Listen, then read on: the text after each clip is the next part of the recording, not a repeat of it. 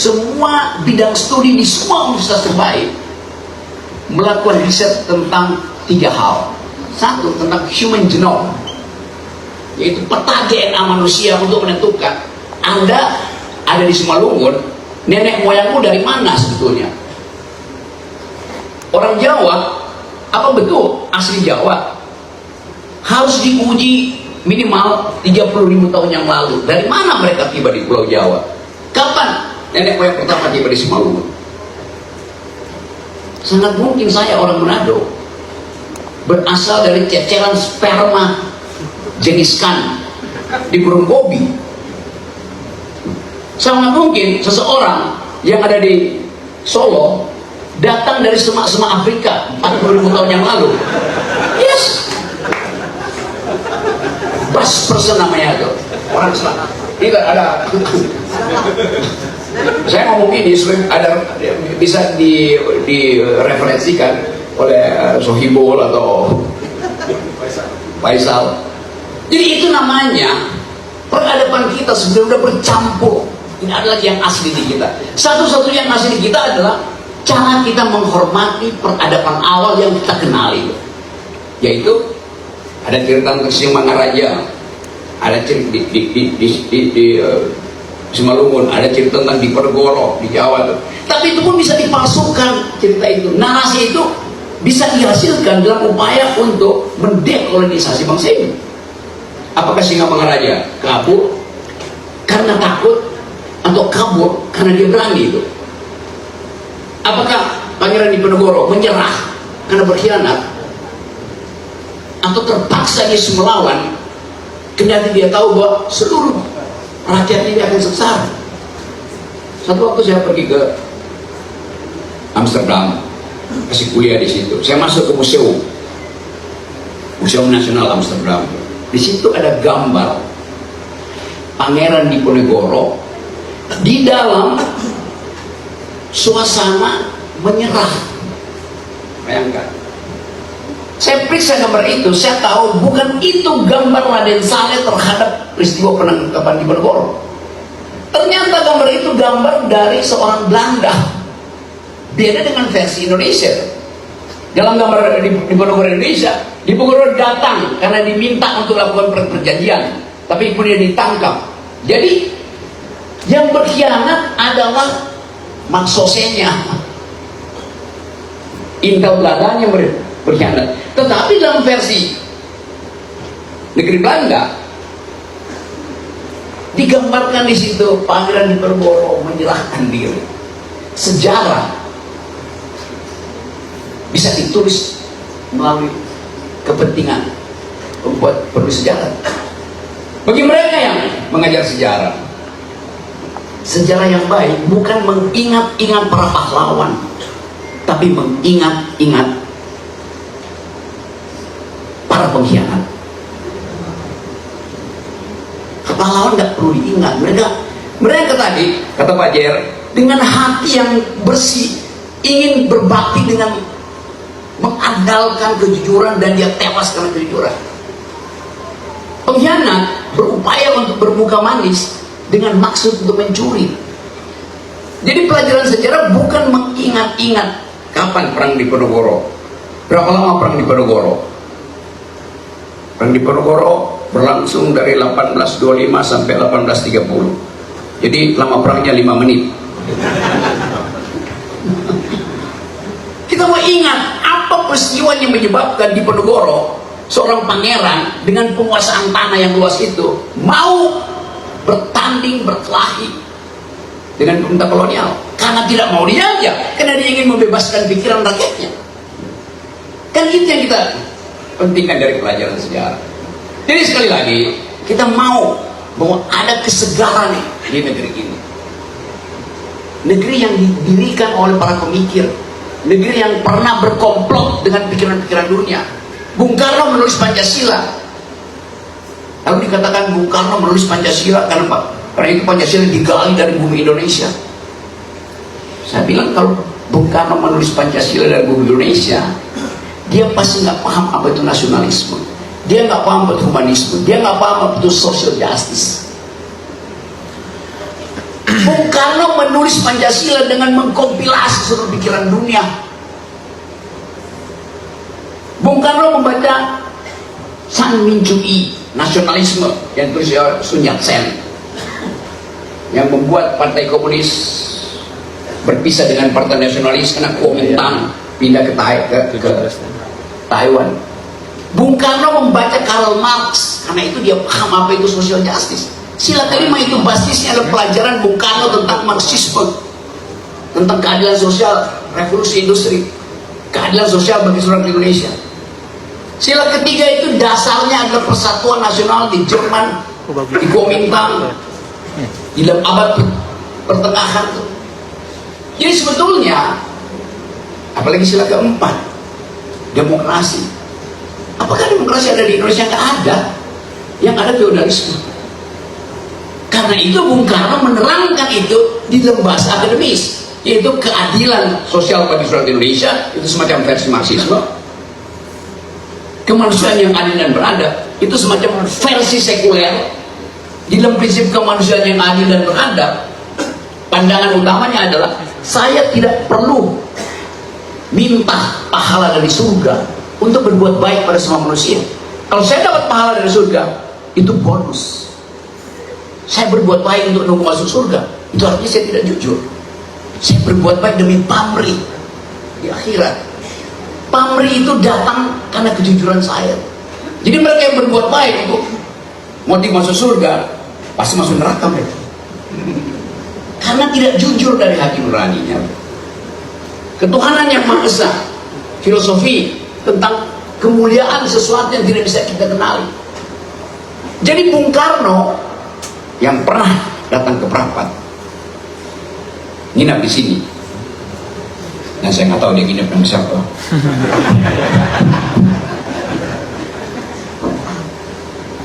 Merumuskan satu filosofi tadi di dalam manifesto disebutkan tadi,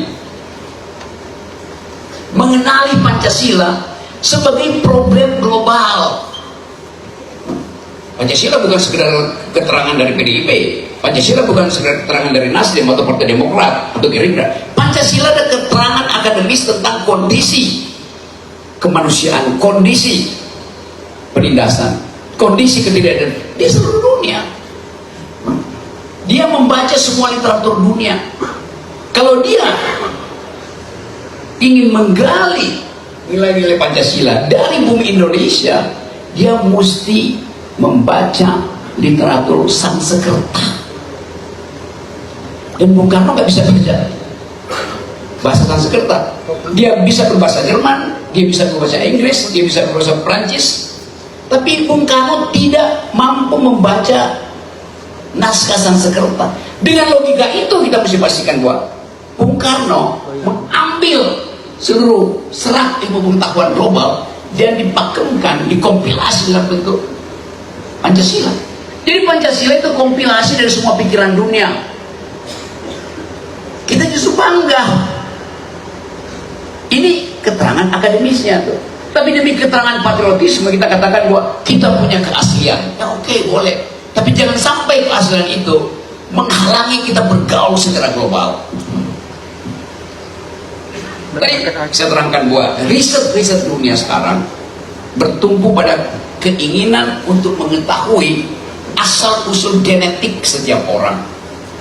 Saya turun dari Gurun Gobi, Pak JR mungkin datang dari Greenland di ujung Kanada sana. Tetapi akhirnya kita tiba pada semacam percakapan hari ini. Lalu kalau kita tahu asal-usul genetik kita, apakah ada yang supreme? Pernah ada yang bilang bahwa yang supreme itulah ras Arya, maka timbul fasisme. Yang supreme adalah ras tertentu, maka timbul arogansi itu. Tidak mungkin ada tangan yang saling menggenggam kalau saling mengklaim bahwa dia lebih supreme, maka batallah logo itu. Tidak mungkin ada api yang berkobar kalau kita berhenti untuk memikirkan segala hal dengan pikiran. Api berkobar itu di dalam filsafat Yunani tanda kita berpikir. Anda lihat emoticon, icon dari otak yang berpikir itu lampu pijak. Sama bunyi. Jadi kita mau belajar asal-usul kita dari mana untuk kepentingan pemetaan genetik supaya kita tahu jenis penyakit kita apa sebetulnya. Kalau orang sering sakit perut, itu pasti makanan nenek moyangnya 40.000 tahun lalu adalah agriculture. Darahnya pasti ada di situ terus. Kalau orang pikirannya bagus, berhati mulia, membantu orang lain, membuat sekolah, membuat pendidikan, pasti nenek moyangnya otaknya bagus. Pasti dia Simalungun.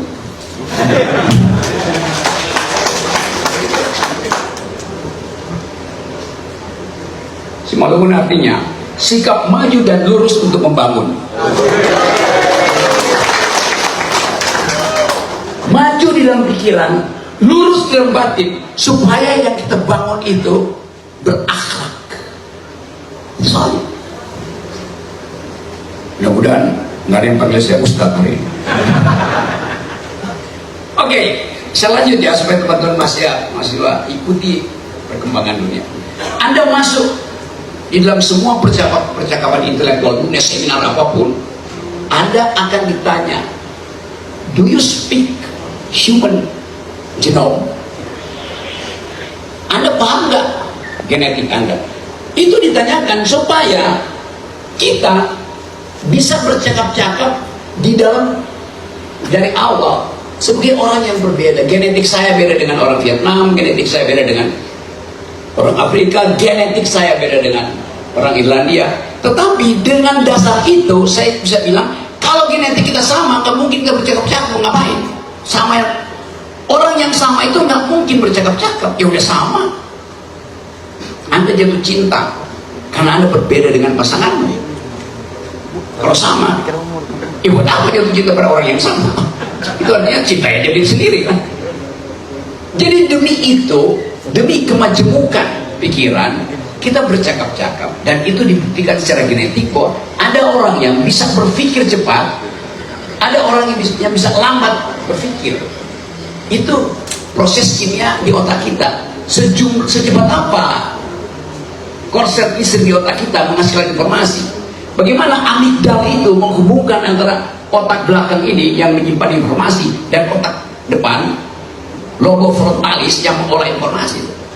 Itu ditentukan oleh energi yang kita masukkan. Karbohidratnya seberapa, oksigennya seberapa. Karbonnya banyak, iya, tapi nggak ada oksigen, sama juga. Jadi sekali lagi kita ingin terangkan melalui forum ini bahwa semangat baru itu betul-betul satu revolusi total tentang kondisi-kondisi yang selama ini menghalangi kita untuk berpikir jujur, berpikir kritis. Setiap kali saya kasih kritik pada pemerintah, buzzer mulai, Rocky Gerung tidak netral. Dulu mengkritik Presiden Jokowi, kenapa sekarang takut kritik pada Presiden Prabowo? Terus saya tanya, oh ya, mulai sekarang saya akan kritik Presiden Prabowo karena dia menjanjikan SMK 6.000 unit. Saya akan kritik Presiden Prabowo karena dia memakai APBN untuk dihamburkan di IKN yang mangkrak. Saya akan kritik Presiden Prabowo karena dia membuat bus itu jadi utang negara. Nah begitu dong Pak Rocky. Lo semua yang saya sebutin itu kerjanya Jokowi, tolong. Kan gimana coba? Jadi apa yang mau saya kritik? Saya mulai kritik soal MPG, soal 3 juta rumah, saya tahu datanya bohong semua itu, saya kritik aja. Tetapi bukan bilang sama dong kritiknya pada Prabowo dengan Jokowi. Belum, beda, kedunguannya beda. Kan itu intinya kan. Berarti Anda tidak netral. Oke, saya netral. Saya akan mulai untuk mengkritik Presiden Prabowo. ABCD. Baterai 20. Menurut siapa? Menurut tuntutanmu. Oke. Jadi saya penuhi tuntutan netizen ini, buzzer-buzzer ini, supaya saya mulai kritik Pak Prabowo. Oke. Nah gitu dong netral. Oke.